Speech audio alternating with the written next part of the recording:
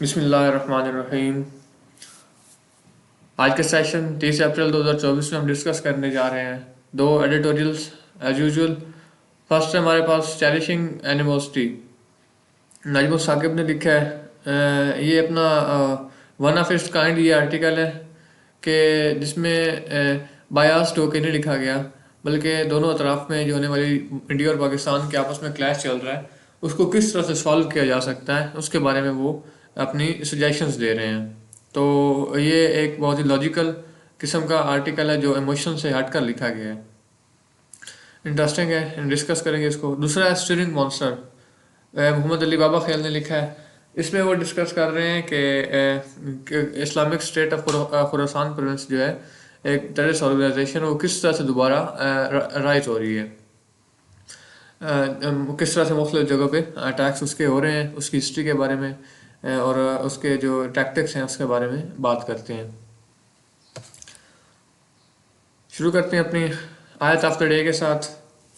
अल्लाह ताला ने सूरह अंबिया आयत नंबर 35 में फरमाया है, कुल्लु नफ्सिन ज़ाइक़तुल मौत व नब्लूकुम बिश्शर्रि वल खैरि फितना व इलैना तुरजाऊन। हर जान को मौत का मज़ा चखना है और हम अच्छे और बुरे हालात में डालकर तुम सब की आजमाइश कर रहे हैं और बिलाखिर तुम सबको लौट कर हमारे ही पास आना है। अल्लाह ताला की ये खूबसूरत कलाम से खूबसूरत आयत है कि इंसान जितना भी उसकी दुनिया में उसने रहना है, जितनी भी मखलूक़ात हैं, सबको एक दिन फना होना है।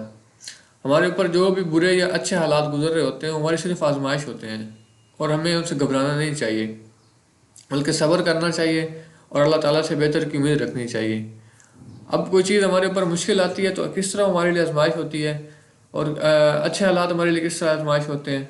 अच्छे हालात हमारे लिए इस तरह आजमाइश होते हैं कि हमारे ऊपर जो अल्लाह ताला जो हमें नेमतें देते हैं, तो ये हमारे लिए आजमाइश होती है कि हम इनका शुक्र कितना करते हैं, इनका इन नेमतों का। ये आजमाइश है। अगर हम शुक्र करते हैं तो हम आजमाइश में कामयाब हो जाते हैं, अगर नहीं करते तो हम आजमाइश में नाकाम हो जाते हैं। दूसरा क्या है कि बुरे हालात हमारे लिए किस तरह आजमाइश होते हैं। बुरे हालात हमारे लिए आजमाइश होते हैं कि हम इनमें सब्र कितना करते हैं। अगर हम इन हालात में सब्र करने की कोशिश करते हैं, सब्र करते हैं, तो हम आजमाइश में कामयाब वरना नाकाम हो जाते हैं। अब बात जो असल आती है कि मुश्किल या बुरे हालात जो जितने भी हों, और अच्छे हालात हों या बुरे हालात हों, सब ने गुजर जाना है। बात हमारे करने की क्या है कि हमने इसमें जो है इस आजमाइश में कामयाब होना है, हमने सब्र और शुक्र करना है। गुजर तो ये वैसे भी जाएंगे, अगर सब्र और शुक्र ना करें गुजर वैसे भी जाएंगे, और ये आपकी नाशुक्री से और बेसब्री से कोई कोई जो है ना वो इनको प्रोलॉन्ग नहीं हो जाएंगे, ये काम नहीं हो जाएंगे, इनका कोई अच्छे हालात प्रोलॉन्ग नहीं हो जाते नाशुक्री से, और ना ही जो बुरे हालात हैं बेसब्री से वो जल्दी ख़त्म हो जाते हैं। तो अपने टाइम पे उन्होंने गुजरना है, इसलिए हमें चाहिए कि हम सब्र करें और सब्र करें और आखिरत में अच्छी की उम्मीद रखें, क्योंकि ये ज़िंदगी दुनिया की ज़िंदगी जो है ये हमेशा रहने वाली नहीं है, इसने ख़त्म ही हो जाना है, और हमारा सबका ठिकाना जो है वो आखिरत ही है, असल ठिकाना। तो दुनिया जो है अल्लाह ताला ने कुरान मजीद नबी सल्लल्लाहु अलैहि वसल्लम ने फरमाया है कि दुनिया सिजनुल मुमिन व जन्नतुल काफिर, कि दुनिया जो है ये मोमिन के लिए एक कैद खाने की तरह है, इसमें उसको आजमाइश में उसको डाला जाता है, जबकि काफिर के लिए ये दुनिया है वो जन्नत की तरह है, उसमें उसको यहाँ पे तमाम नेमतें जो हैं जो मुसलमानों को और मोमिनीन को आखिरत में मिलनी होती हैं वो काफिरों को दुनिया में दे दी जाती हैं। तो हमें अच्छे की उम्मीद रखनी चाहिए और सब्र करना चाहिए।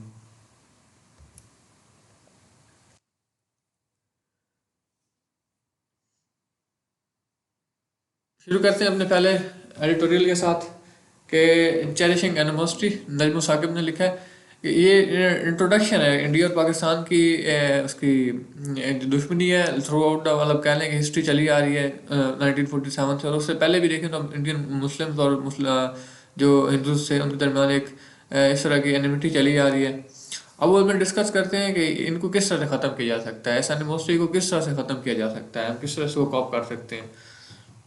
तो ये एक बहुत ही कह लें कि उनकी अच्छी अप्रोच है इस सिस्टम में, कि कुछ लोग अब इस तरह के सामने आ रहे हैं कि जो इन चीज़ों को ख़त्म करने के बारे में सोच रहे हैं, मतलब बढ़ावा देने की बजाय। तो इंडिया और पाकिस्तान जो है ये जब से बने हैं तो अपनी ये एक एवरलास्टिंग दुश्मनी में पड़े हुए हैं, परपिचुअल एनिमोसिटी में पड़े हुए हैं, तो जो कभी नहीं ख़त्म होने वाली समझी जा रही है। तो देखें तो आइडियोलॉजिकल और टेरिटोरियल डिस्प्यूट्स, जो आइडियोलॉजिकल डिस्प्यूट्स देखें तो अब हमारे आइडियोलॉजी के हिंदू और मुस्लिम आइडियोलॉजी का फ़र्क है। टेरिटोरियल डिस्प्यूट्स में देखें तो कारगिल, उसके अलावा कश्मीर, गिलगित के बारे में इनके डिस्प्यूट्स चल रहे हैं। तो इसकी वजह से हमेशा एक दूसरे में जो है ना खामी तलाश करने में लगे रहते हैं, finding faults with each other, जिसकी वजह से कभी भी इनके जो है ना प्रोडक्टिव टास्क कभी नहीं हो सकी। कोई भी किस्म की ये अपॉर्चुनिटी जो है ना, मौका हाथ से नहीं जाने जाते कि किस तरह से दूसरे को सामने वाले को ये नीचा दिखा सकें, उसको एम्बेरस कर सकें, उसको थ्रेटन कर सकें। अभी रिसेंटली देखें तो आज़ाद जम्मू एंड कश्मीर की बात पे जो इंडियंस की तरफ से, इंडियन लीडर्स की तरफ से, पॉलिटिशियंस की तरफ से जो स्टेटमेंट्स आ रही हैं, तो ये कोई सरप्राइजिंग नहीं है। ये असल में क्विड प्रो को सिचुएशन है। अच्छा, ये क्विड प्रो को सिचुएशन का मतलब क्या होता है? इसका मतलब है कि जो आप कोई भी काम करते हो ना, तो उसके रिस्पॉन्स में आपको दिया जाता है, मतलब एक्सचेंज ऑफ समथिंग। आप समथिंग फॉर समथिंग कर रहे होते हो, मतलब आप करते हो तो वापसी में आपको भी इसके जवाब जो है वो भुगतना पड़ता है, उसका जवाब देना पड़ता है। तो हम बात करते हैं Indian illegal occupied Jammu and Kashmir की, तो वो बात करते हैं आज़ाद जम्मू एंड कश्मीर की। इंडियंस बात करते हैं आज़ाद जम्मू एंड कश्मीर की, वो उसको कहते हैं पाकिस्तान ने ऑक्युपाई किया, और पाकिस्तान कहता है कि जो इंडियन ऑक्युपाइड कश्मीर है वो उन्होंने इलीगली ऑक्युपाई किया हुआ है। तो ये नोमेनक्लेचर जो है वही साथ साथ चेंज होता रहता है, लेकिन जो बेसिक चीज़ है डिस्ट्रस्ट की, मिसट्रस्ट की, वो अभी तक वैसी की वैसी ही पड़ी है। इस्लामाबाद और दिल्ली की जो गवर्नमेंट्स आती रही हैं, उन्होंने काफ़ी इसमें अपनी रेडनेस शो की है इसको प्रूव करने के लिए, लेकिन कोई भी कंसिडरेबल जो है वो चेंज नज़र नहीं आया। कोई भी कंसिडरेबल जो है वो चेंज इसमें अचीव नहीं हो सका। अगर खासकर अभी बात करें तो पीएम नरेंद्र मोदी की, तो इसमें इनके दौर में तकरीबन इंडिया ने रिफ्यूज़ कर दिया कि वो पाकिस्तान से किसी किस्म की डिप्लोमेटिक टॉक करने के लिए तैयार ही नहीं है। इंटरनेशनल कम्युनिटी है वो भी सिचुएशन को जो है वो बहुत कीनली नोटिस कर रहे हैं कि कहीं ये सूरत हाल जो है वो हाथों से निकल ना जाए, इसका कोई बड़ा जो है वाइड स्प्रेड इम्पैक्ट इसका कोई शुरू ना हो जाए। इंडिया और पाकिस्तान दोनों को इस चीज़ को रियलाइज़ करना पड़ेगा कि अगर ये हमेशा दुश्मन रहते हैं, आपस में इनकी दुश्मनी रहती है, तो जो वर्ल्ड पावर्स हैं, मेजर पावर्स हैं, उनके पास एक टैक्टिक आ गई है, प्रेशर टैक्टिक। वो जब भी चाहें इन दोनों में से किसी को भी twist there arms. Twist there arms का मतलब क्या होता है कि परसुएड टू डू समथिंग। आप फर्ज करें पाकिस्तान को किस तरह से फोर्स कर सकते हैं कोई काम करने के लिए। वो इंडिया के खिलाफ मतलब अपना कोई भी बयानियाँ देंगे या इंडिया के खिलाफ पाकिस्तान की सपोर्ट करेंगे, तो पाकिस्तान को जिस दर चाहें वो मोड़ सकते हैं। मतलब आप पाकिस्तान को मिलिट्री सपोर्ट करके या इंडिया के खिलाफ किसी किस्म की सपोर्ट करके, इसी तरह अगर इंडिया देखें तो उसको यूएस या रशिया सपोर्ट करते हैं पाकिस्तान के खिलाफ, तो वो उसको जिधर जाते हैं अपने हिसाब से मोड़ने के लिए वो उनके पास टैक्टिक्स आ जाती हैं। तो ये दोनों कंट्रीज़ के लिए जो है ये नुकसानदेह चीज़ है, इसको समझने की ज़रूरत है। अच्छा, अब राइटर जो डिस्कस करते हैं तकरीबन में वो 9 अप्रोचेस डिस्कस करते हैं कि किस तरह से इस जो एवरलास्टिंग एनिमोसिटी है, चेरिशिंग एनिमोसिटी, मतलब जो इसको हमेशा दुश्मनी पाली जा रही है दोनों साइड पे, इसको अब किस तरह से ख़त्म किया जा सकता है। तो इसकी रीज़न डिस्कस करते हैं और देते हैं कि इनको किस तरह से आगे जो है इसका रीज़न देते हैं, और उसको ख़त्म करने के लिए सोल्यूशन भी वो साथ साथ इसके दे रहे हैं। अच्छा, रीज़न क्या दे रहे हैं? पहली कि लैक का फ्यूचरिस्टिक अप्रोच। इसमें क्या होता है कि पॉलिसी मेकर्स जो हैं वो हमेशा से ही पास्ट में पड़े हुए हैं, फ्यूचर के बारे में वो नहीं सोच रहे। वही घिसी पिटी बातें चल रही हैं कि अगर किसी आप इंडियन एक्सपर्ट से पूछें तो पाकिस्तान आपका दुश्मन क्यों है, तो वो यही बताएंगे कोई हिस्टोरिकल इवेंट्स उनके पहले हैं, हो चुके हैं, वार्स हो चुकी हैं, उसके बारे में नाम लेंगे, या टेररिस्ट एलिगेशंस पाकिस्तान पे लगाएंगे कि पाकिस्तान कश्मीर में टेररिज्म करवा रहा है। अगर आप पाकिस्तानी किसी एक्सपर्ट से पूछें तो उसका भी सेम आंसर होगा, सिवाय इसके कि वो टेररिज्म के बजाय कश्मीर ले आएगा, कश्मीर क्यों ले आएगा, कश्मीर के उसने ऑक्युपाई किया हुआ इंडिया ने। तो असल बात ये क्या है कि ये इमोशनली जो है ना चार्ज नेशन है दोनों, इनको इमोशन पे काम करते हैं, और ये लॉजिक और विजडम में इनके पास कुछ भी नहीं है। ना इनके पास लॉजिकली सोचते हैं, ना इनके पास विजडम है कि ये कुछ चीज़ के बारे में प्रॉपर सोच सकें। तो हमें इस चीज़ की ज़रूरत है कि हमें इसमें प्रैग्मेटिकली इसमें काम करना पड़ेगा, इमोशंस की बजाय प्रैग्मेटिकली सेंसिबली इसको हमने सॉल्व करना है, ना कि इमोशनली इसको सॉल्व करना है। दूसरा क्या है कि पाकिस्तान जो है वो इग्नोर कर रहा था इस फैक्ट को कि इंडिया अपने साइज़ में और अपने हर एस्पेक्ट में तकरीबन पाकिस्तान से बहुत बड़ा है, और इंडिया जो है वो क्या नज़रअंदाज कर रहे हैं कि अगर पाकिस्तान के साथ उसका एक लॉन्ग टर्म जो है वो इसके बन जाते हैं इस तरह से कि अच्छे ताल्लुकात बन जाते हैं, पाकिस्तान के साथ दोस्ताना ताल्लुकात बन जाते हैं, तो इसकी वजह से रीजन के अंदर जो है एक लंबे अरसे के लिए अमन व अमान जो है वो कायम हो जाएगा। तो दोनों ही जो है इस पॉइंट को पे जोर नहीं देते, अच्छे पॉइंट्स एक दूसरे के उन पे जोर नहीं देते, बल्कि दूसरे जो चीज़ें हैं बुरी चीज़ें दोनों कंट्रीज़ की उसके बारे में वो बात करते हैं। अब आप किसी इंटरनेट एक्सपर्ट से बात पूछे ना कि पाकिस्तान से उनके कोई एक बुरी चीज़ अच्छी चीज़ पाकिस्तान के बारे में बताएं, या फिर किसी पाकिस्तानी से पूछें कि इंडिया की अच्छी चीज़ बताएं, तो आप दोनों को ना एक पजल्ड देखोगे, उनको कुछ पता नहीं होगा कि वो क्या कहें इस बारे में, क्योंकि उन्हें उनको अच्छी चीज़ नज़र ही नहीं आती एक दूसरे में कोई भी। अच्छा, फोकस जो है ना दोनों कंट्रीज का, वो सिर्फ एक दूसरे को मतलब ये है ना सॉर्ट आउट करने पे होता है। वो मसाइल को नहीं देख रहे होते कि इसमें मसाइल क्या हैं, वो बस एक दूसरे के बयानी के ऊपर बात कर रहे होते हैं, मसाइल की बजाय बयानी पे बात करते हैं, तो जिसकी वजह से कोई भी जो है एक रास्ता नहीं निकल पा रहा। इसके लिए एक मिडल वे जो है उसकी हमें ज़रूरत है। आगे सस्टेनेबिलिटी को लाया जाता है, रीज़न क्या है पाकिस्तान और इंडिया के ताल्लुकात ख़राब होने की। ये दोनों कंट्रीज जो है अगर कोई कोई बुरा काम हो जाता है तो उसके लिए किसको हम कहेंगे कि ये किसको ब्लेम करेंगे कि ये इसकी वजह से हुआ है, या कोई अनएक्सप्लेनेबल या न्यूक्लियर कोई अटैक वगैरह या न्यूक्लियर वार शुरू हो जाती है तो उसके किसको कौन इस पे ब्लेमेबल होगा। तो जब भी किसी किस्म की कोई बात शुरू हो जाती है तो ये सस्टेनेबिलिटी क्लास जो है ये दरमियान में आ जाता है, और बहुत से डिट्रैक्टर्स जो हैं जो नाराज़ होते हैं सारे से दोनों दोनों साइड पे देखें तो आप कंजर्वेटिव जो लोग हैं दोनों दोनों अतराफ के, वो इस चीज़ को मानने के लिए तैयार नहीं है। अभी इंडिया में देखें तो कंजर्वेटिव हिंदूज जो हैं वो पाकिस्तान के साथ दोस्ती के लिए कभी भी एग्री नहीं होंगे। अब दोनों तरफ देखें ना पॉलिटिकल विल की भी कमी है, पॉलिटिकल विल नहीं दोनों तरफ में, लेकिन इसके बावजूद इस पॉलिटिकल विल को अचीव करने के लिए भी कोई काम जो है वो नहीं किया जा रहा। दोनों तरफ पे बहुत से एक्सपर्ट्स मौजूद हैं, वो अपने राय देते हैं, पॉइंट ऑफ व्यू देते हैं, लेकिन उसके बावजूद वो कोई सोल्यूशन नहीं जो दे पा रहे, प्रॉपर सोल्यूशन इसका वो नहीं दे पा रहे हैं। और अगर फर्ज करें वो सोल्यूशन दे भी दें तो उनके ये सोल्यूशन जो है एक्चुअल पॉलिसी मेकर्स जो है स्टेक होल्डर्स जो है गवर्नमेंट के दोनों तरफ की, उनका उनके सोल्यूशन में कोई इंटरेस्ट नहीं होता, और ये उनके लिए बहुत ही हकीर सी चीज़ होते हैं। अब अगर बात करें तो एक जो चीज़ होती है ना इंडिया के कंजर्वेशन की बात कर रहे हैं वहाँ के लोगों की, तो वो अभी तक इस चीज़ में पड़े हुए हैं। उनका एक रिलीजियस कंसेप्ट भी शायद ये बना है कि जो उनका एक हर कंट्री का एक जो है ना हर किसी का एक शदीद स्वाद मैनवी जो है ना वो ज़रूरी है, उनके नज़रिए के मुताबिक वो होना ज़रूरी है। इसके बगैर मतलब वो इसको अच्छा नहीं समझते कि उनके कोई दुश्मनी ना हो। और दूसरा क्या है, वो कहते हैं कि हर जो दुश्मन हो आपका नेबर होता है, आपका पड़ोसी होता है, वो आपका दुश्मन होता है, उसके साथ दुश्मनी करना आप पे फ़र्ज़ है। तो ये दो चीज़ें वहाँ के लोगों में बहुत ज़्यादा जो हैं वो उनके मेंटल दिमागों में ये बहुत ज़्यादा पड़ी हुई हैं। तो इसकी वजह से वो बहुत से आर्गूमेंट्स जो होते हैं उनको जैसे अब कह लें कि लैंग्वेज कॉमन लैंग्वेज होती है, उसके बारे में बात करें। अब हिंदी और उर्दू है जो, तो इनमें लिखने में तो बहुत फ़र्क है, लेकिन बोलने में इनको अक्सर लोग जो हैं हिंदी बोलने वाले उर्दू समझ सकते हैं, उर्दू बोलने वाले जो अक्सर लोग हैं वो हिंदी समझ सकते हैं। पीपल टू पीपल कंटैक्ट जो है उसको इन चीज़ों की वजह से इग्नोर कर दिया जाता है कि वहाँ के जो लोगों के कंजर्वेटिव माइंड्स हैं इस बारे में दुश्मनी के बारे में, तो वो इस पीपल टू पीपल कंटैक्ट को शुरू नहीं करते, ना ही बायलैटरल ट्रेड जो है प्रॉपर पाकिस्तान इंडिया की हो रही है।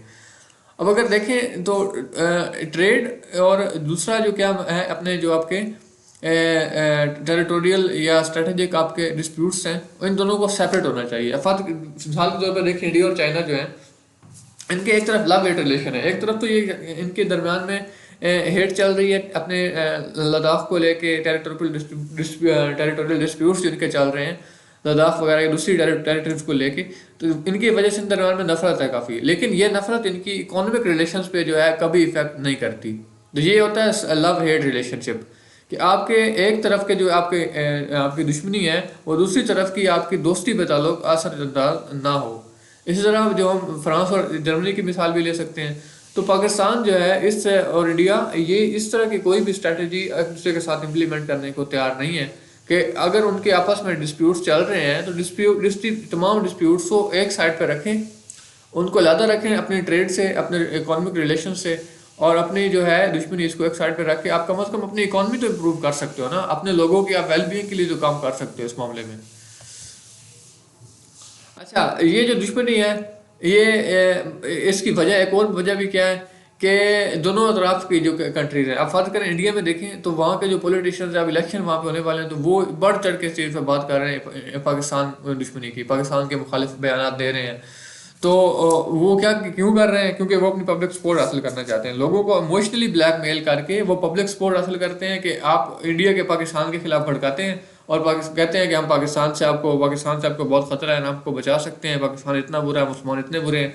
इस चीज़ से वो वहाँ के लोगों को भड़का के अपने लिए लेजिटिमेसी करते हैं। और अगर पाकिस्तान में देखें तो पाकिस्तान में भी ये सिनेरियो हो रहा है। पाकिस्तान के पॉलिटिशियन जब भी शुरू होती है, यहाँ पे इलेक्शन शुरू होते हैं, तो उनको इंडिया की दुश्मनी याद आ जाती है, पहले उनको दुश्मनी याद नहीं होती। तो ये चीज़ें जो हैं दोनों अतराफ में, ये इसकी वजह से भी पॉलिटिशियंस जो है दुश्मनी ख़त्म होने नहीं देना चाहते। एक वजह ये कि वो अपनी पॉलिटिक्स को बढ़ाना चाहते हैं, और दूसरी वजह क्या होती है कि मिलिट्री सपोर्ट, मिलिट्री इक्विपमेंट जो है वो एक्वायर करने के लिए इंडिया जो है वो पाकिस्तान से दुश्मनी के बहाना बनाकर मुख्तलिफ किस्म के जो है आप कह लें फाइटर जेट्स हो गए और मिसाइल बना रहा है। पाकिस्तान भी यही काम कर रहा है। तो कोई भी इंडियन पॉलिटिशियन ये नहीं चाहेगा कि वो पाकिस्तान के साथ ऐसे तल्लुकात बना के अपना जो है वहाँ पे उसकी जो वोट बैंक है उसको कमज़ोर करे। अच्छा, ग्लोबल इंटरेस्ट भी है जिसकी वजह से ये दुश्मनी ख़त्म नहीं हो रही। क्यों? मेजर पावर्स जो है उनको लिए ये बहुत सपोर्टिव होता है। अब मेजर पावर के लिए देखें तो पाकिस्तान जो है उसका इंडिया के मुखालिफ होना, इसमें उनका फ़ायदा ये है कि चाइना के कंटेनमेंट के लिए ये इंडिया को उनके लिए बहुत ज़्यादा जो ज़रूरी है। तो वो इन दुश्मनी को मज़ीद बढ़ावा देते हैं ताकि वो इंडिया की सपोर्ट जो है वो अपने लिए हासिल कर सकें और फिर उसको चाइना को कन्फाइनमेंट के लिए उसको यूज़ कर सकें। और दूसरी जो है एमुनेशन इंडस्ट्री। अब देखिए ना, वर्ल्ड पावर जितने भी हैं उनकी सबसे बड़ी इकॉनमी जो चल रही है, मैक्सिमम यूएस की बात करें तो उसकी इकॉनमी जो है वो एमुनेशन इंडस्ट्री पे ज़्यादा डिपेंडेंट है। तो इसकी वजह से वो इस मसले को हल होने की तरफ नहीं आना देना चाहते। तो दोनों साइड का जो है इस्लामाबाद और दिल्ली के गवर्नमेंट इसको बेहतर तरीके से जानते हैं। और फाइनली जो राइटर कहते हैं कि हम नेल्सन मंडेला की एक कोटेशन को वो कहते हैं कि हम नज़रअंदाज कर रहे हैं। वो कहते हैं, नेल्सन मंडेला कहते हैं कि अगर आप अपने दुश्मन के साथ अमन करना चाहते हो तो आप उसके साथ मिलकर काम करो, तो वो आपका पार्टनर बन जाएगा, पार्टनर बन जाएगा और आपके साथ दुश्मनी जो है वो छोड़ देगा। तो इस चीज़ की मिलकर काम करने की बहुत ज़रूरत है। वोकैबुलरी की तरफ आते हैं। परपिचुअल होता है एवरलास्टिंग, जो कभी ख़त्म ना हो रही हो। चेरिशिंग होता है टेक केयर, पालना, जैसे चेरिशिंग सॉरी एनिमोसिटी एक दुश्मनी पालना। क्विड प्रो को कि exchange of something for something, यानी कि किसी चीज़ के बदले में कोई चीज़ लेना। ओवरलुक होता है फेल टू नोटिस, किसी चीज़ को नज़रअंदाज कर देना, देखने से इनकार कर देंगे, ना देख पाना। इन्वेस्टिजिंग होता है मेंटल पिक्चर किसी चीज़ की बनाना, किसी चीज़ को मेंटली वर्चुअली कोई चीज़ सोचना। अच्छा, क्वेश्चन है हमारा कि नेल्सन मंडेला किस कंट्री से बिलोंग करते थे? तो इसका आंसर आप कमेंट्स बॉक्स में लिखें।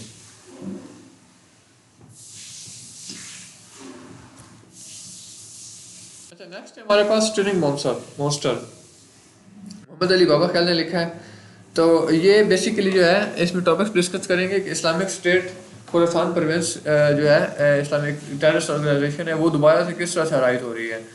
और दूसरा इसकी बात करेंगे कि इसकी हिस्ट्री के बारे में बात करेंगे, एक्सपैंड किस तरह से हो रही है, उसमें रिक्रूटमेंट के लिए वो कौन सी स्ट्रेटजी इस्तेमाल करने हैं वो करेंगे, और इसको रोकने के लिए हम मज़ीद क्या काम कर सकते हैं, वही हम इसमें डिस्कस करने जा रहे हैं।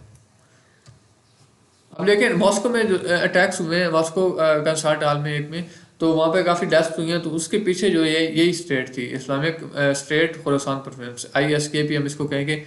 तो ये इसके पीछे यही काम कर रहे थे, इसको मतलब वो अटैक्स इन्होंने ही किए थे, उसकी जिम्मेदारी जो है इन्होंने ली है। US के निकलने के बाद अफगानिस्तान से इन तमाम किस्म के जो वहाँ पे टेररिस्ट ऑर्गेनाइजेशन थी, उनको एक अपनी पॉलिसी जो है वो दोबारा बनाने के लिए उनको अपॉर्चुनिटी मिल गई है, वो दोबारा से जो है ऑर्गेनाइज होने के लिए उनको मौका मिल गया है। अगर बात करें तो साउथ एशिया की बात करें कि इसमें अलकायदा के जो आइडियोलॉजिकल एफिलिएट्स, अलकायदा तो भी बहुत कमज़ोर पड़ चुका ना होने के बराबर, उसके जो आइडियोलॉजिकल एफिलिएट्स हैं जैसे TTP वगैरह हो गए, उसके साथ साथ ये ISKP भी जो है दोबारा से एक थ्रेट के तौर पे राइज हो रहे हैं। हिस्ट्री की बात करें तो ये 2015 में इसको ये बनी थी। तो इसने अपने इसके बनने के बाद इसने साउथ एशिया में अपना जो इन्फ्लुएंस उसको बढ़ाने की कोशिश की। तो US के विड्रॉल के बाद ये अपनी रिसर्चेंस जो है इसको दोबारा से इम्प्रूव कर रहे हैं। ये मतलब काफ़ी उसके दरमियान में 2019 में इनको तकरीबन अपनी टेरिटरी जो इन्होंने जिस पे कब्जा किया हुआ था नॉर्दर्न और ईस्ट अफगानिस्तान में, ये इन्हें वापस करनी पड़ गई थी। तो ये वहाँ पर काफ़ी कमज़ोर हो गए थे। उसके बाद इन्होंने अपना फोकस जो है वो टेरिटरी अटैक करने के बजाय अर्बन वारफेयर पे शिफ्ट कर दिया, और अपना जो है स्कोप उसको ये ब्रॉडर कर रहे हैं। जियोग्राफिक जो है वो अफगानिस्तान से बाहर जो है अपना स्कोप वो ब्रॉडर करने की कोशिश में लगे हुए हैं। अब इसकी इसके लिए उन्होंने बाकायदा से एक जनरल डायरेक्टरेट ऑफ प्रोविंसेस जो बना रखा है, तो वो रीजनल अफिलिएट्स के साथ कोऑर्डिनेट करते हैं। और इस जीडीपी का एक ब्यूरो है, डेडिकेटेड ब्यूरो साउथ एशिया के लिए, जो मकतब सादिक के नाम से। ये सिर्फ बनाया साउथ एशिया के लिए गया है कि इसमें किस तरह से वो अपनी कार्रवाइयों को हैंडल कर सकते हैं। आईएसकेपी जो है ये अपने कार्रवाइयों में काफ़ी जो है फ्लेक्सिबल है, और मिलिट्री ग्रुप के साथ ही अपने जो ताल्लुकात बनाने में भी काफ़ी फ्लेक्सिबल है। इसी वजह से ये पोस्ट यूएस विड्रॉल इसके मेंबर्स के काफ़ी अरेस्ट होने और किलिंग्स के बावजूद ये अभी तक एक सिग्निफिकेंट थ्रेट के तौर पे सामने आ रही है।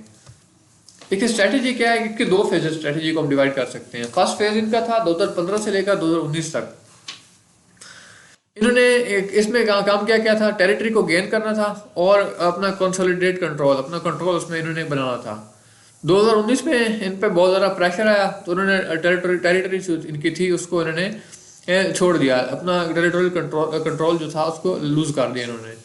अच्छा, इसके बाद इन्होंने 2020 से ऑनवर्ड इन्होंने क्या काम किया है कि ये अपना टेरिटरी तो इनके पास रही नहीं, तो ये अपना फोकस जो है वो अर्बन वारफेयर पे ले आए हैं कि अब ये शहरों के अंदर ये किस तरह से टेररिस्ट अटैक कर रहे हैं और वहाँ पे इंसर्जेंसी फैला रहे हैं। तो इन्होंने अपना फोकस जो है अर्बन वारफेयर पे भी शिफ्ट कर दिया है। अच्छा, ये चेंज ऑफ स्ट्रेटजी का क्यों हुआ है? ये असल में ये काम कर रहे हैं कि अफगान तालिबान जो हैं उनके खिलाफ ये अपना उनका जो एक इमेज था वहाँ पे लोकल लोगों के दरमियान उसको ख़राब करने की कोशिश कर रहे हैं। इसकी वजह से अपना ये इन्होंने एक स्ट्रेटजी है वो चेंज की है।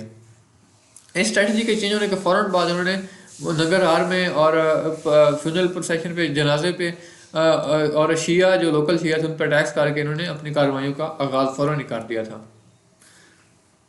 अब बात करें तो 2020 में इन्होंने नगर हार जेल पे अटैक किया, 11 सुसाइड बॉम्बर थे आईएसकेपी के, और 1000 के करीब जो कैदी थे वो वहाँ से रिलीज़ करवाए, उन्होंने छुड़ा लिए, जिसमें से 280 के करीब आईएसकेपी के मेंबर थे।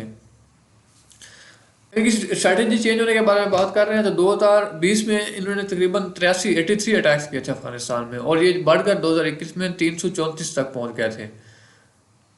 और अभी रिसेंटली जो बात करें तो यूएस ट्रूप्स के निकलने के फ़ौरन बाद इन्होंने काबुल एयरपोर्ट पे 170 के करीब डेथ्स जो इनकी वजह से, इनके अटैक की वजह से वो हुई थी। फेमस काफ़ी इशू हुआ था यूएस ट्रूप्स के निकलने के बाद वहाँ पे काबुल एयरपोर्ट पे होने वाले अटैक में।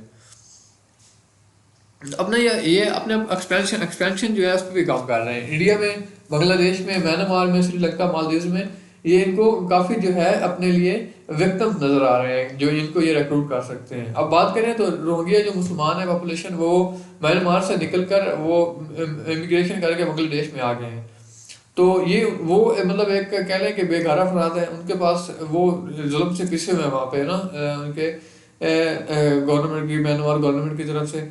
तो ये सिंपथाइजर के तौर पे उनके सामने आ रहे हैं, उनको अपना रिक्रूट कर रहे हैं। बांग्लादेश में सिर्फ बात करें तो तकरीबन 1 बिलियन के करीब, 10 लाख के करीब रोहिंग्या रेफ्यूजीज वो रह रहे हैं, जिनमें से 52% वो बच्चे हैं। तो ये पहले से उनको काफ़ी टारगेट पे रिक्रूटमेंट के लिए, लेकिन वहाँ पे होने वाले काउंटर टेररिज्म ऑपरेशन की वजह से वहाँ से निकलने पे ये मजबूर हो गए थे। अच्छा, इनको चैलेंजेस जो दरपेश हैं और रिक्रूटमेंट के लिए क्या कुछ कर रहे हैं कि पहले तो ये कर रहे हैं रिक्रूटमेंट अपने पाक अफगान बॉर्डर एरियाज में। वहाँ पे जो मौजूद थे टीटीपी के फॉर्मर टीटीपी फाइटर्स से और सेल्फी लिंकेज वाले जो बाकी लोग थे उनको अपने साथ मिला रहे थे। लेकिन टेरिटोरियल लॉसेस होने के बाद और तालिबान के टेक ओवर के बाद इन्होंने अपना पैटर्न जो रिक्रूटमेंट का वो चेंज कर दिया है। अब ये जो मिलिटेंट्स को जो कर रहे हैं, ये किस तरह से उनको अट्रैक्ट कर रहे हैं, ये तालिबान का जो है इमेज ख़राब करके कि तालिबान जो है उन्होंने जिहादी, जो उनका काज था जिहादी, उनकी एक माइंड सेट था, उस उन्होंने बगावत की, उस उन्होंने धोखा किया, वो जिहाद प्रॉपर तरीके से नहीं कर रहे हैं, हम प्रॉपर तरीके से कर रहे हैं, हमारे साथ मिलो। तो इस तरह से ये अपनी टैक्टिक को चेंज करके रिक्रूटमेंट पैटर्न जो है वो अपना चेंज कर रहे हैं। जिनको रोका किस तरह से जा सकता है कि जितने भी नॉन स्टेट एक्टर्स हैं उनको अगर हम रोकें, नॉन स्टेट एक्टर को रोक कर और जो लिटरेसी है उसको हम ख़त्म करके, और इसके अलावा वोकेशनल स्किल्स प्रोवाइड करके यूथ को हम इनको मिलिटेंट ग्रुप्स को एंड पुअर कम्युनिटी को टारगेट करने से रोक सकते हैं। यूएस के विड्रॉल के बाद इनको कोई खास जो है वो प्रेशर नहीं सामना करना पड़ा प्रेशर का, क्योंकि वहाँ पे काउंटर टेररिज्म के लिए कोई खास डिपार्टमेंट मौजूद नहीं है।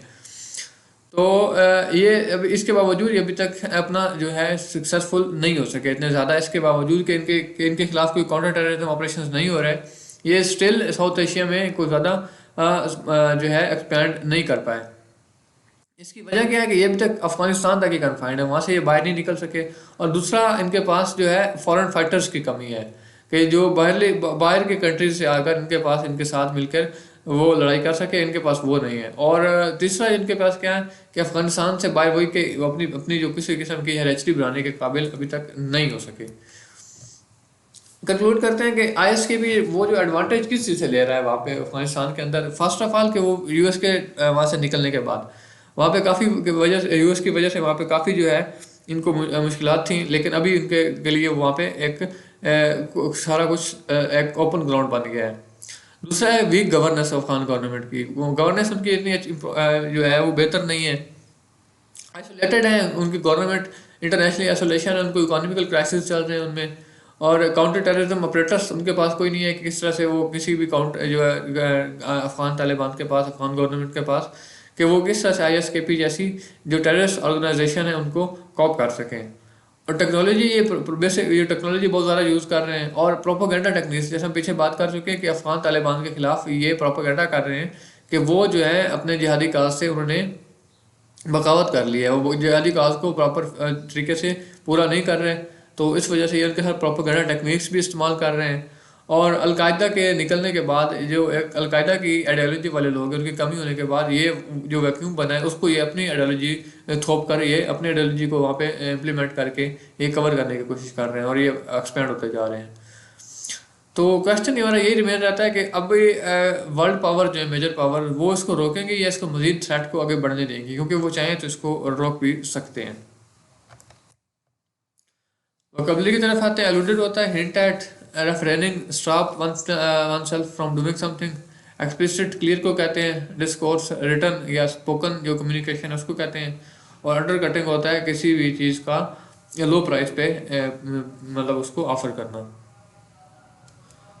ISKB स्टैंड्स फॉर, ISKB का मतलब क्या है ये आप कमेंट्स बॉक्स में लिख सकते हैं।